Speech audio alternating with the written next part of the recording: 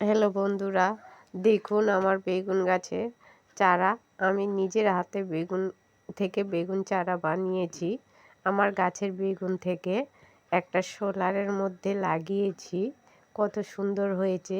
এদিকেও কিছু কিছু ছোট ছোট গাছ হয়েছে, হালকা হয়েছে। দেখুন এখানেও হয়েছে। এখানে কি সুন্দর হয়েছে দেখুন, কতগুলো চারা উঠেছে বেগুন গাছের চারা। আপনারা চাইলে এইভাবে তৈরি করতে পারেন। আমি একটা শোলা কার্টুনে লাগিয়েছি বেগুন গাছে। সে বেগুন দানাটা শুকিয়ে তারপরে বেগুন চারাগুলো ফেলেছিলাম, ফেলে দেওয়ার পরে উঠেছে, কি সুন্দর উঠেছে, কত ঘন উঠেছে। একটু বড় হয়ে গেলে লাগাবো কয়েকদিন পর। আর পুরনো বেগুন গাছগুলো বুড়ো হয়ে গেছে, সেইগুলো আমি ছেটে দিয়েছি। সেইগুলো থেকেও অনেক বেগুন ধরছে, তার জন্য লাগানো হয়নি। ঠিক আছে বন্ধুরা, বাই বাই, টাটা।